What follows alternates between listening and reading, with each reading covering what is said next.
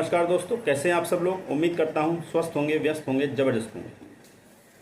तो साथियों, बात करेंगे, जैसा कि कल की वीडियो में मैंने बताया था कि जो उत्तराखंड में प्राथमिक शिक्षक भर्ती 2906 पदों वाली, जिसमें एनआईएस डीएलएड के अभ्यर्थियों ने माननीय सर्वोच्च न्यायालय में कंटेम्प्ट की याचिका लगाई हुई थी और जिसकी जो कल महत्वपूर्ण सुनवाई होने वाली थी और महत्वपूर्ण सुनवाई हुई भी है।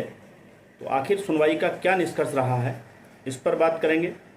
साथ ही बात करेंगे कि जो सरकार की तरफ से जो अधिवक्ता थीं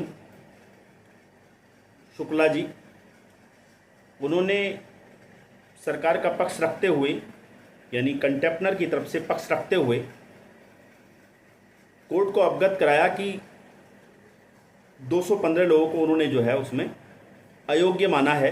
तो आखिर वो किस आधार पे उन्होंने अयोग्य माना है, इस पर भी इस वीडियो के माध्यम से चर्चा होगी। और साथ ही बात करेंगे कि जो ऑर्डर, कल की सुनवाई का जो ऑर्डर है, उस पर भी इस वीडियो के माध्यम से नज़र डालेंगे कि आखिर वो ऑर्डर क्या है। तो साथियों, निवेदन है वीडियो में अंत तक बने रहें। आप सभी साथियों का स्वागत है आपके चैनल गेट सॉल्यूशन में।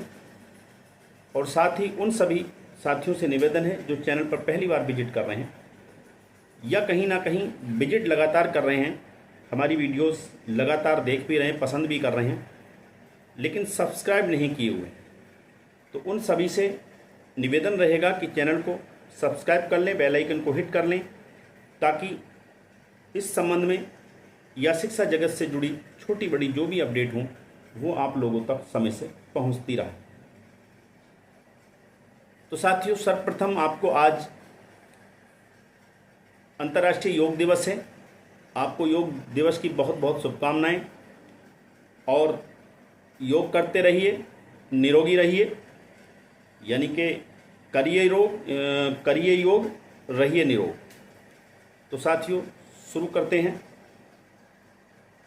कल की सुनवाई में हम बात करें तो जो एनआईएस डीएलएड यानी कि याची पक्ष था, उसकी तरफ से मनदीप कालरा जी ने कोर्ट के सामने आर्गूमेंट किया, अपना पक्ष रखा और कोर्ट को कहीं ना कहीं ये समझाने का प्रयास किया कि जो 239 लोगों को शामिल करने की बात कही गई थी, शिक्षक भर्ती में मौका देने की बात कही गई थी, उनको जो है मौका नहीं दिया गया है। और इस तरीके से जो है जो शिक्षा विभाग ने या सरकार ने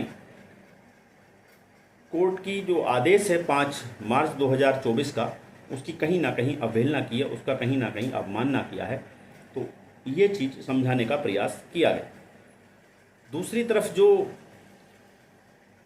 कोर्ट में सरकार का यानी कंटेम्प्टनर का पक्ष रख रही थी अधिवक्ता महोदया शुक्ला जी, उन्होंने कोर्ट को ये अवगत कराया कि हम ऑलरेडी 239 में से 24 लोगों को नियुक्तियां दे चुके हैं और बाकायदा उनके नियुक्ति पत्र लेकर के आए हैं, ये कोर्ट को उन्होंने बताया। साथ ही उन्होंने ये कहा कि हमने 239 लोगों को भर्ती में शामिल किया है, लेकिन उसमें से 215 लोग जो हैं वो जो पद हैं उनके हिसाब से अयोग्य पाए गए हैं और इसलिए जो है वो 215 लोगों को अयोग्य करार देते हुए उन्होंने अपना पक्ष वहाँ पे रखा कि 215 लोग अयोग्य हैं। इस बात को जो जस्टिस महोदय थे उन्होंने ऑन रिकॉर्ड करने की बात कही कि ये बात जो आप कह रही हैं इसको हम ऑन रिकॉर्ड कर रहे हैं और आप जो है इस संबंध में जो भी दस्तावेज हैं, जो भी आदेश हैं, उनको आप 2 सप्ताह के अंदर इसको जो है सबमिट करेंगे कोर्ट के अंदर। और पिटिशनर्स के भी लिए कहा गया कि अगर आप भी कुछ चीज़ें सबमिट करना चाहें, प्रतिक्रिया सबमिट करना चाहें, तो आप भी 2 हफ्ते के अंदर और सबमिट कर सकते हैं। तो इस तरीके से कोर्ट में काफ़ी तीखी जो है, एक तरीके से मतलब काफ़ी ज़ोरदार बहस हुई है और कोर्ट ने लगातार जो है जो सरकार की अधिवक्ता महोदया थी उनसे लगातार जो है क्वेश्चन करती रही है कोर्ट। और कहीं ना कहीं जो है आज जो सरकार की वकील थी उन्होंने कोर्ट को अच्छे से समझाने का प्रयास किया, और कहीं ना कहीं आज की सुनवाई से ये लगता है कि कहीं ना कहीं जो सरकार का जो पक्ष रहा है इस सुनवाई में वो थोड़ा मजबूत नज़र आया। तो अगर हम सुनवाई को देखते हैं तो बाकी इसमें जो आगे 22 जुलाई अभी डेट लगी हुई है अगली, उस समय क्या चीज़ें स्पष्ट होंगी, क्या चीज़ें निकल के आएंगी, क्या निष्कर्ष निकलेगा, ये कह पाना थोड़ा मुश्किल है। लेकिन जहाँ तक सुनवाई को आज की जो कल की सुनवाई हुई है उसको देख करके लगता है कि इस मामले में ज़्यादा कुछ अब होने वाला नहीं है, और सरकार जो है कहीं ना कहीं वो ऐसे पेपर जो अपने पक्ष में इस तरह के दस्तावेज आदेश सबमिट करेगी जिससे ये साबित हो सके कि 215 लोग कायदे में इस भर्ती के लिए इन पदों के लिए अयोग्य थे। अब सवाल ये कि वो 215 लोग अयोग्य किस तरीके से थे। इसका मतलब ये नहीं था कि उन्होंने एनआईएस से डीएलएड किया नहीं है या उनका डीएलएड वैलिड नहीं है, ऐसा नहीं है। आपने देखा कि अगर हम जिले वाइज हमने जो पात्रता सूची देखी थी और उसके बाद हमने देखा था जो पदों की जो इन्होंने रिक्त पदों की जो डिटेल डाली थी हर जिलेवार, उसमें आपने देखा था कि जनरल की सीटें नहीं थी, ओबीसी की सीटें नहीं थी, कहीं एससी की सीटें नहीं थी। तो इस तरीके से देखा जाए तो मान लीजिए किसी भी आवेदनकर्ता ने जिस जिले में आवेदन किया, मान लीजिए वो जनरल का व्यक्ति और वहाँ जनरल की सीट ही नहीं है, तो वो उन सीटों के लिए अयोग्य माना जाएगा। जब वहाँ सीट ही नहीं है तो उसका फिर वहाँ पर नियुक्ति कैसे हो सकती है। ये इस तरीके की चीज़ें यहाँ पर निकल कर के आएंगी। साथ ही कहीं कोई अली मेरिट में मान लीजिए 10 पद हैं किसी श्रेणी के, और उस श्रेणी का कैंडिडेट है भी, और मान लीजिए उससे पहले 10 लोग हैं और 11वें नंबर पर उसका नाम आ रहा है, तो वो भी अयोग्य माना जाएगा। तो इस तरीके से चीज़ें जो है ये अयोग्य बताया गया होगा, और यही चीज़ें सामने निकल के आएंगी जब ये अपना रिटर्न सबमिशन दाखिल करेंगे और जो हल्फनामा देंगे, अपना लिखित में हल्फनामा देने की बात कही गई कि जो आप कह रहे हो वो हमने ऑन रिकॉर्ड कर लिया है, और उसको जो है आप हल्फनामा दोगे, और साथ में क्या है कि आप ऐसे आदेश जो भी ये प्रूफ करते हो कि आपने जो है इन लोगों को शामिल किया, वो सारी चीज़ें आप कोर्ट में पेश करोगे, यानी कि 2 सप्ताह के अंदर कोर्ट में दाखिल करोगे ये चीज़। अब बात आती है कि जो निर्णय है, जो ऑर्डर है, उस पर एक नज़र डाल लेते हैं। वो आपकी स्क्रीन पर है।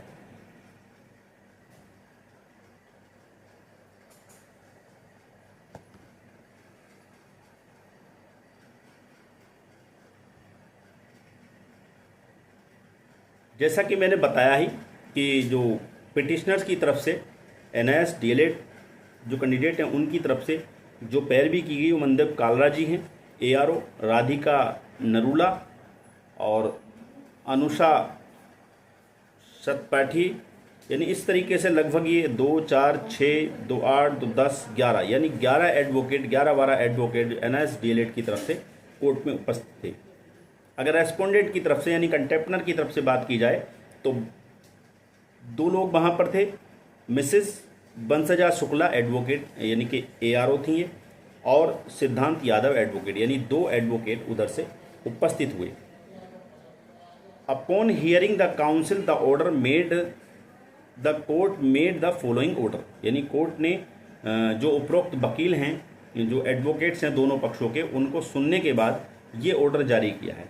क्या क्या? The respondent number 2 and 3 are present in court in presence of the direction given by the court on 6/6/2025, यानी कि जिस तरीके से 6 यानी 6 जून को निर्देशित किया गया था कि 2 और 3 नंबर के जो जो कंटेम्पनर हैं यानी रेस्पोंडेंट हैं वो उपस्थित हों, तो वो उपस्थित रहे उस हिसाब से। Mrs MS Bansaja Shukla learned counsel appearing on behalf of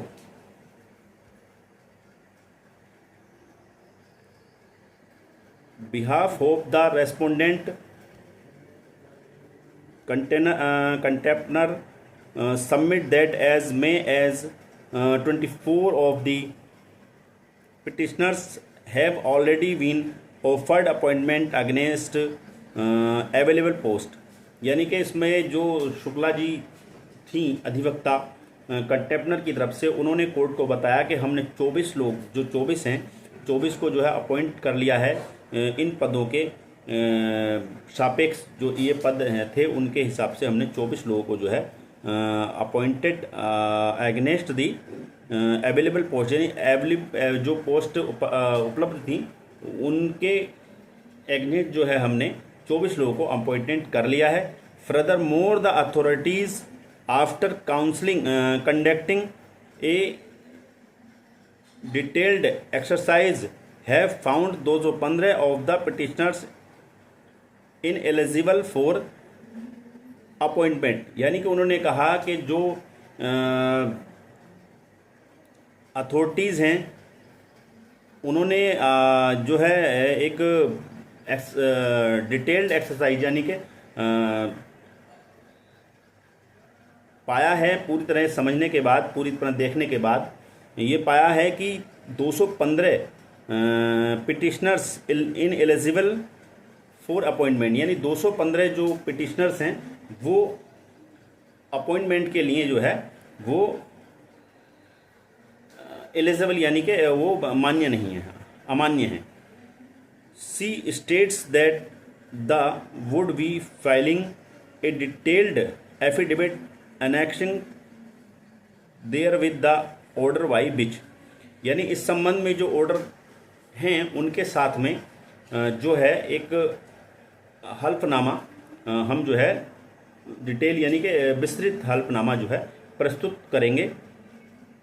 the cases of the remaining candidate 215 have been considered by the authorities. यानी कि जिसमें ये जानकारी मिलेगी कि जो 215 कैंडिडेट्स हैं उनको हमने जो है कंसिडर किया है, उनको बचे हुए 215 जो उनको कंसिडर किया है, ये चीज़ उसमें समझ में आएगी। Let the contemnor affidavit compliance report by filing within 2 weeks. यानी कि कंटेनर जो है वो एफिडेविट और जो कंप्लायंस रिपोर्ट है वो फाइल करे कितने दिन में, 2 सप्ताह के अंदर उसने शामिल करनी है चार्ज।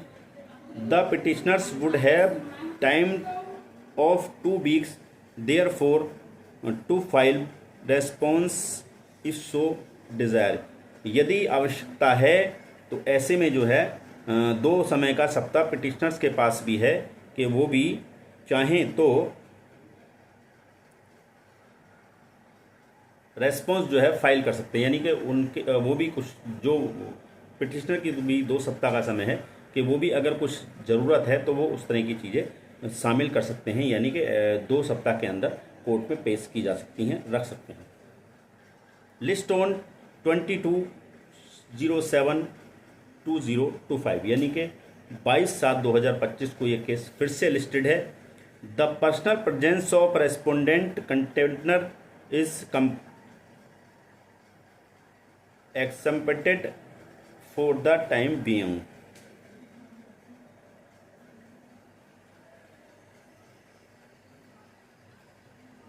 यानी कि इसमें कहा गया है कि जो रेस्पोंडेंट हैं उनकी जो पर्सनल उपस्थिति है उससे उन्हें जो है फ्री किया गया है। तो इस तरह का ऑर्डर ये आपने देखा। तो कुल मिला के बात हम कहें तो कुल मिला के यही है कि कल की सुनवाई जो बहुत महत्वपूर्ण रही है और इस सुनवाई का निष्कर्ष यही निकल के आ रहा है कि सरकार का जो मामला कल रहा है वो थोड़ा मजबूत नज़र आया है। और देखते हैं अब 2 सप्ताह के अंदर सरकार किस तरीके से चीज़ों को वहाँ हल्फनामे के साथ रखती है, और जिसकी जो विस्तृत सुनवाई अब यानी कि कहने का मतलब ये कि निर्णायक सुनवाई जो होगी वो 22 तारीख की लगी हुई है और 22 तारीख में उम्मीद कर सकते हैं कि ये केस क्लोज हो जाएगा। और इसमें क्या होगा ये तो कहना मुश्किल होता है, कोर्ट के विवेक पर काम करता है, लेकिन जहाँ तक लग रहा है इस केस में ज़्यादा कुछ लग नहीं रहा होने के लिए। तो बाकी क्या होगा ये अभी हम कोर्ट पर छोड़ते हैं, किस तरफ मामला जाएगा। बहरहाल फिर भी एक मोटा मोटा अनुमान है कि इस कोर्स में अब कुछ इस केस में ज़्यादा कुछ बचा नहीं है। फिर भी सुनवाई होगी, निर्णय आएगा, उस निर्णय को लेकर भी आपके बीच हम उपस्थित रहेंगे। तब तक के लिए साथियों, नमस्कार, धन्यवाद। आपका दिन बहुत बहुत शुभ।